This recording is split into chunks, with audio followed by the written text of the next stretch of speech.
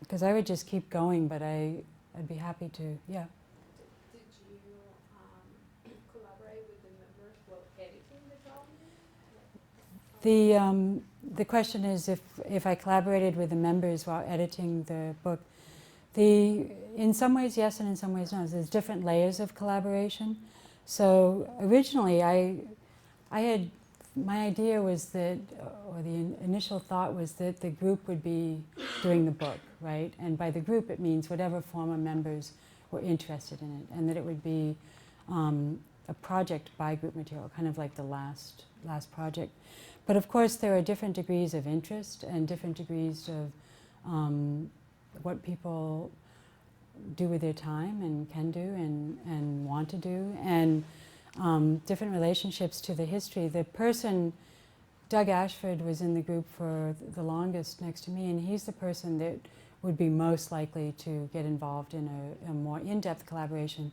And we had a close dialogue throughout, but it ended up not being, he focused a lot on his essay, and it ended up not being the kind of editorial, or let's say conceptualizing dialogue.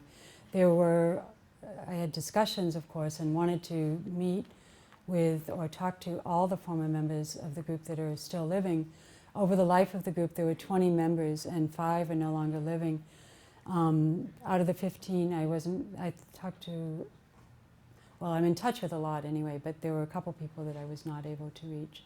And I don't know, there were different levels. Monday McLaughlin, for instance, sent material for it and looked through. She had already given the things that she had previously, several years back when she left the group, to me. She gave the material so that it could go in, into the collection eventually. But she wrote up a lot of memories and things and sent that, and then also went over the guiding text, and we talked about that a lot. Karen Ramsbacher didn't respond very much to the guiding text, but gave some material. Doug, we had a dialogue throughout that was often more involved with this is how it's going, and he was in agreement and brought material to it as well. And then he did a lot of research and brought that into his text for the book. The texts for the book are very important too. It's like there's three essays that follow the Chronicle. The first is by me, and it's really a kind of ground level view of the process of making the archive and the book. So it's keeping that almost practical vantage point, right, and talking about the process. The second text is by Tim Rollins, and Tim being he was really a force, a founding force, and he is basically a force anyway, and he wrote a brief text about the origins of the group. What was that original spirit of making the collaborative, and what catalyzed it, really.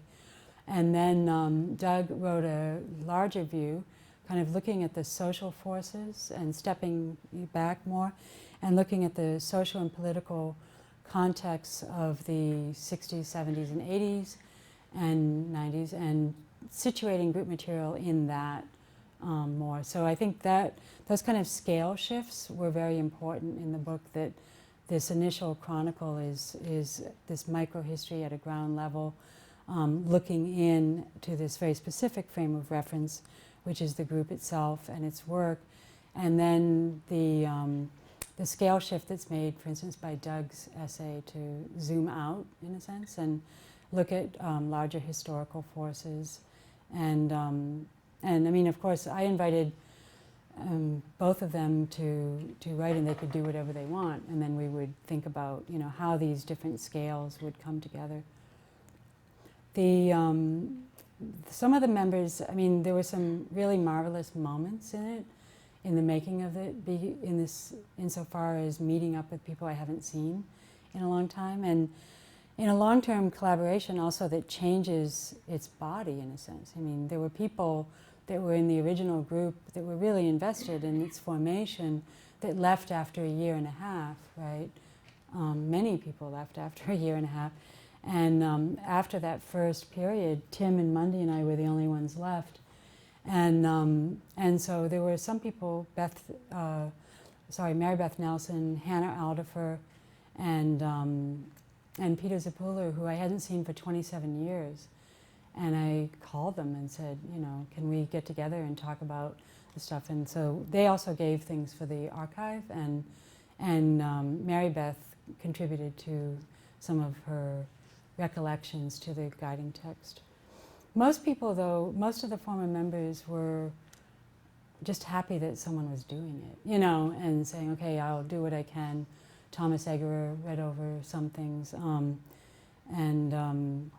But I think taking this on, I mean, I also needed the PhD impetus and the impetus of a larger research, in a sense, to take it on, because it's quite complicated in terms. This is Felix standing with the announcement for AIDS timeline.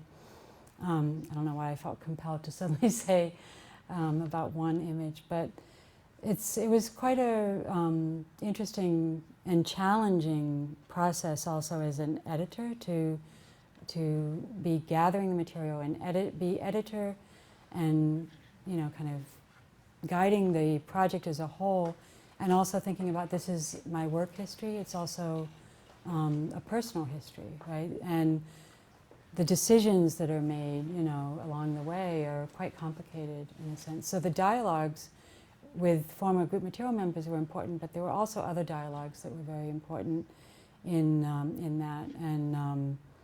And those included, I mean, with people that I always have dialogues with, but also two people, Rasmus Rowling and Sabrina Laux, one being a curatorial student and one who was an art student at the time, who were interested in working, knowing more about group material and working on the project in a kind of Rasmus in a behind-the-scenes way, which was really just that we had a dialogue and discussed every aspect of the making of the book.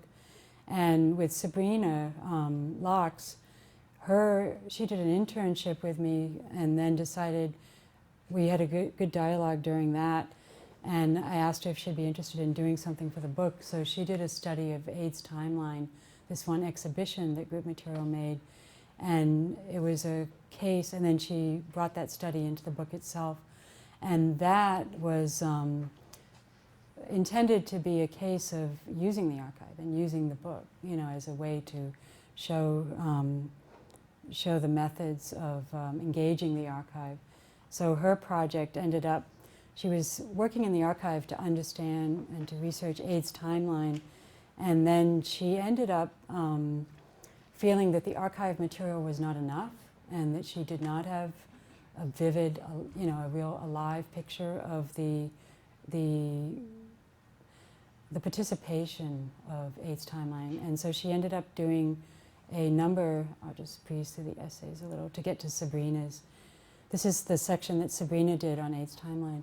She ended up doing a number of interviews with people who had participated in AIDS timeline 20 years after the fact, because the original show was in 1989. So she interviewed artists that were part of it, the curator that commissioned AIDS timeline, Larry Rinder from Berkeley University, and someone who wrote about AIDS timeline, a critic, and other participants. She did 20 interviews in all, and then brought those into the, you see them here, edited versions into the publication. So that was very important for me as an aspect of the book, is this kind of educative aspect too, where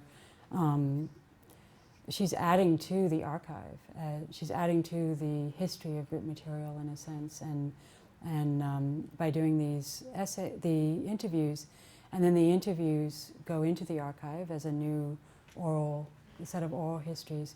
The interviews are quite interesting too, for people to reflect 20 years after the fact on what the conditions of that moment were in terms of the AIDS crisis, and also thinking about, you know, the AIDS timeline and what it meant.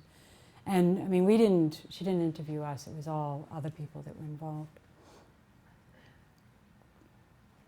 Are there other questions about because I have no idea what,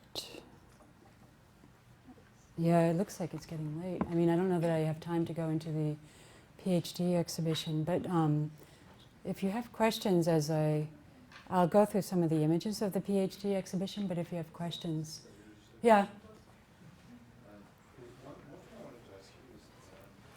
Can you speak up a little? Sorry. Mhm.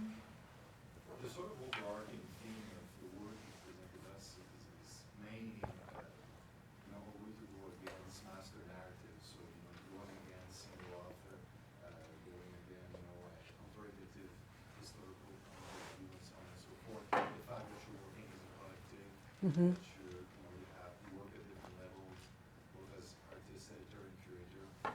But I was interested why, for this book, you chose chronology Mhm. as a thread, essentially, since so much of the material and so much of your statement are about not having a centralized master narrative or a strong focal point, but having instead either dialogue or multiplicity. So, Mhm. what is guiding your decision To use Chronicle? There's several things. One is that I think, obviously chronology is very interesting to actually see how things happened, in what, like sequences of events and connections between events and stuff that's possible through a chronological,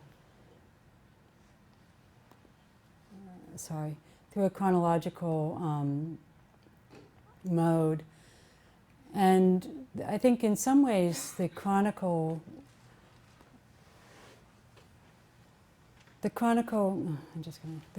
was I don't want to say it was a default, because it wasn't a default, but it's also thinking about which mode to use. Didn't want to use a historical contextualization in the sense of a larger, like looking at group material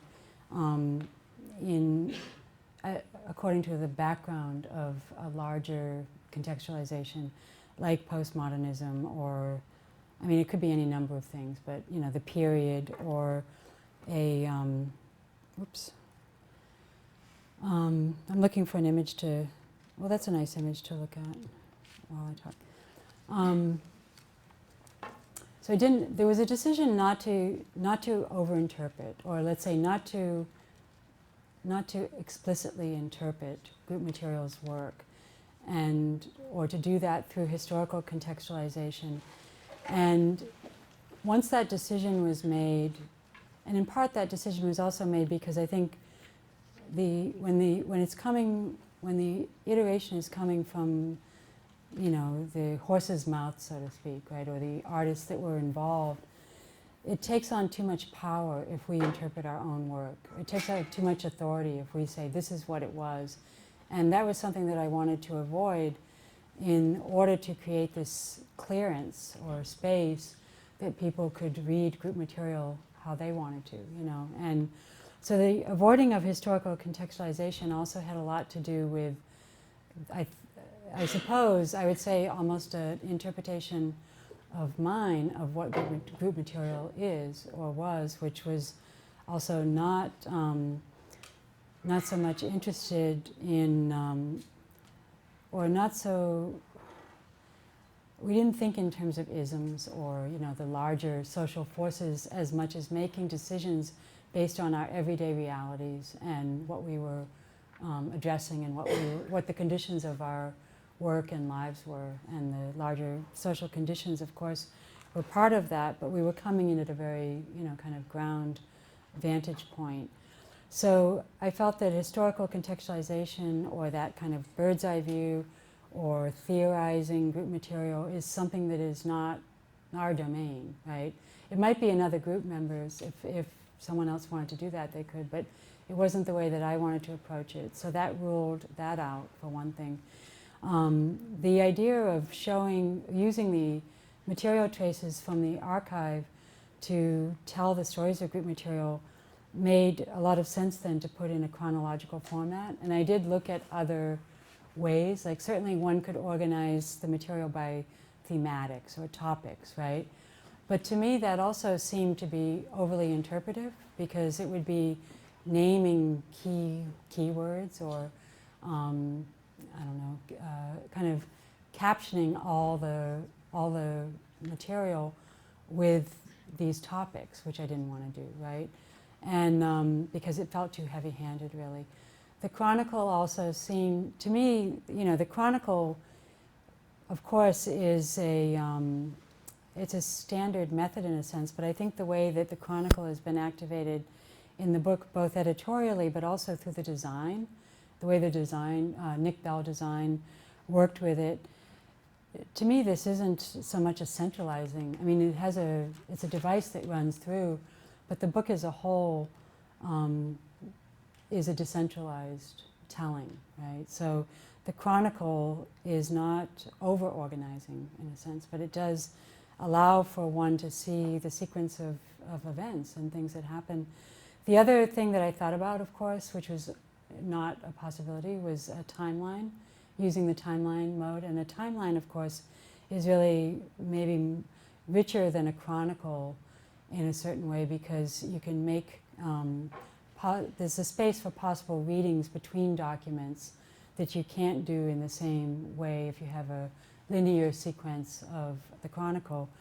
But a timeline, I think, because group material had used the timeline format in exhibitions, for one thing, it was too clever or too cute to use it in a book form. And also, I think that the use of a timeline in an exhibition where it's a space that the viewer is part of, making the meaning between documents, is very different when that is shrunk down into a page, right, and has a seamless quality. Whereas like the AIDS timeline project, you know, it's different material that's coming into contact with each other, and in a timeline in a publication form seems to be more of a media form. So the Chronicle made sense. I mean, still makes sense to me as a way of looking at group material, because of the nature of the guiding voice and the information that's given, and how the Chronicle unfolds and is told.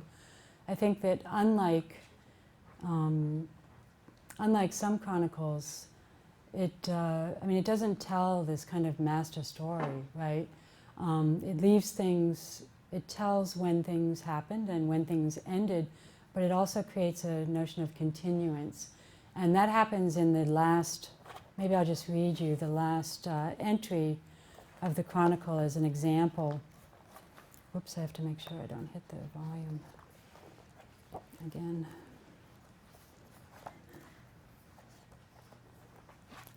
Yeah.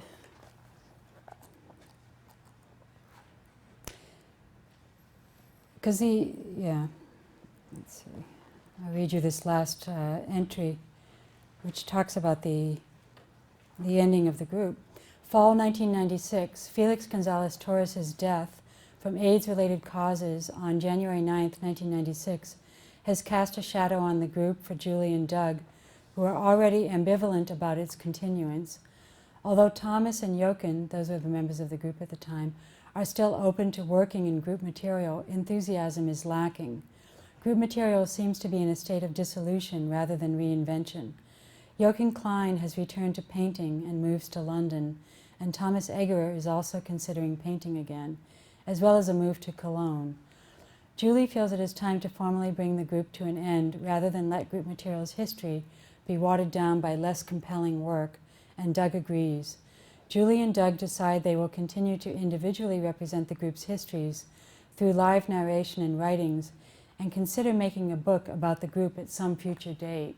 So by invoking, I think, the idea of the book, the possibility of the book in that last entry, it kind of closes group material but also leaves it open, or leaves the potential there, you know, to take it up again at the end of the Chronicle. Do you find the Chronicle to be centralizing in this case? I think it's probably because I'm just linking that to the whole idea of the archive, the whole idea of the space versus time, and mainly because even though you can open to a book at random, it still imposes a certain order. I mean, I was, obviously there's plenty of ways of doing it, but I was thinking, for example, instead of a book, an actual box of archive, would break free from that. The designer also suggested that, but suggested it at a certain point, because actually the book was very difficult like to make this system where things would fit together on a design level was a huge challenge. And at some point, Nick said, this is really too labor intensive for us, and what if we just do a scrapbook and put these things together? And for me that didn't work because, for one thing, because it's bringing together, you know, we're bringing together these different kinds of material, some of it's documents, etc.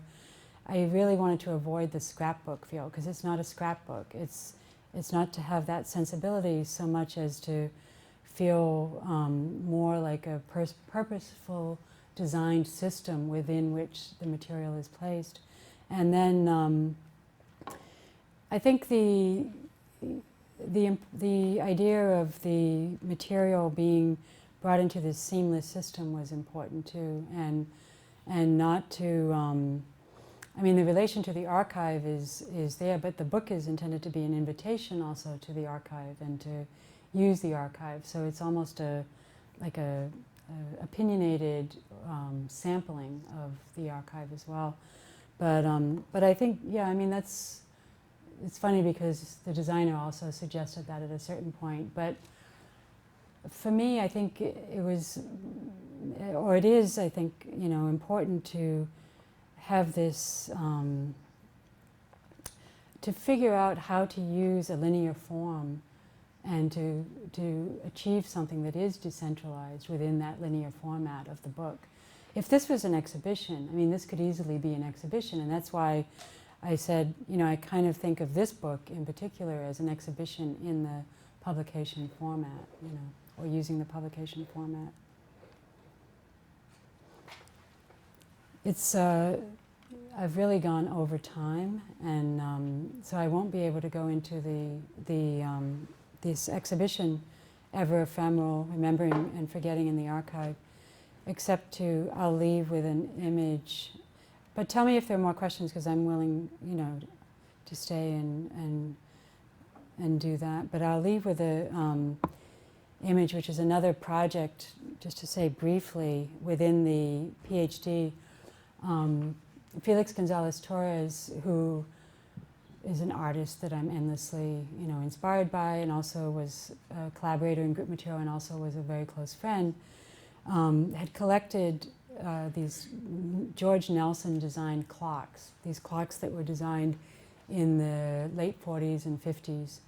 And he collected them the last 3 or so years of his life and saw them as optimistic clocks, right? And when Felix died, this is a snapshot by Felix of some of the clocks. This is when he was beginning to collect them in his apartment with some snapshots underneath. And when Felix died in 1996, his friend and gallerist, Andrea Rosen, and myself were responsible for dismantling his apartment and figuring out what to do with his things. And it was quite interesting when I took this up again, but our decision at the time was to not keep his collections intact, right? So we did not archive the collections that he made. He had collected this set of clocks, which was about 15 George Nelson clocks, and he had collected a large amount of plastic toys, but like thousands. And then he had also, of course, there were collections of, for instance, his library, the books that he had. And when he died, Andrea and I decided to break up all those collections and distribute the clocks, distribute the toys, and distribute his books to people that were close to him and that would want to have something of his. And so it was quite interesting because at the time it was the natural decision. You know, it was also a very, of course, emotional period, but we didn't discuss the option at all of keeping this together as a collection, right? What we discussed right away was how to let go of it, how to distribute it, and how to, not to break it apart so much as to disperse these things amongst people, including the books, amongst people that were in Felix's circles, right, his close circles and otherwise. So for the PhD research, Remembering and Forgetting in the Archive, one of the things I wanted to do was to revisit this decision to break up the collection of Felix's things, and to, in order to do that, and also as a certain idea I had, which was really just a desire to see the clocks together again, right? And so I made a kind of reunion of the clocks and asked all the people that had them, which is, only about 8 people, and I have some and Andrea has some, but we asked if we could gather the clocks together, and I want to show them in this exhibition, Ever Ephemeral, bring them together to see them together, but also as a way of staging a revisiting of the decision not to archive. So at first I gathered the clocks together and put them all in Andrea's office in New York, and then staged a conversation with her about our decision 15 years ago, and talked about what would we do today? Do we stand by that decision? And thinking about, of course, raising issues about archiving and unarchiving, and testing our own decision, but also thinking about, in the conversation, we think through the archive in relation to Felix's personal papers, his personal things, because she's in charge of that. And so we talked about the way she's structuring his archive, which is not a public archive at this point, and how that might be. And then I took that conversation and edited it and made a little booklet which has an image of the clocks on it and the conversation inside, and that gets distributed in the exhibition with where there's a number of works, and I don't think I should go into it too much, but because it would be a longer thing, but I wanted to show you the clocks. And this is when I installed them in the show, I used the same starting point of the snapshot that Felix had used in part of it, which is, you see, is trying to emulate that on the right-hand side. The big black ball, the clock with the larger clock with the black atomic, the balls on it, that he had in the image is missing. We don't know where that is, so I used another one, but used that as a kind of starting point for how to install the clocks. And I was really interested in several things with these, like what the clocks would mean to other people, and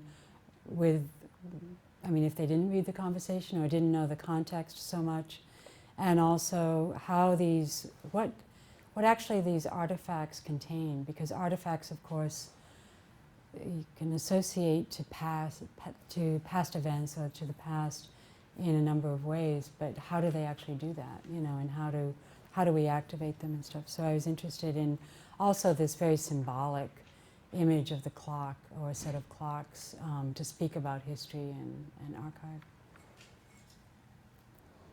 Does anyone else have any other questions or comments or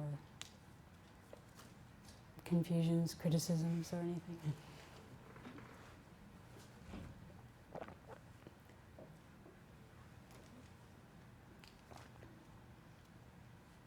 If not, then we'll say goodnight. But I thank you for coming, and thanks for listening.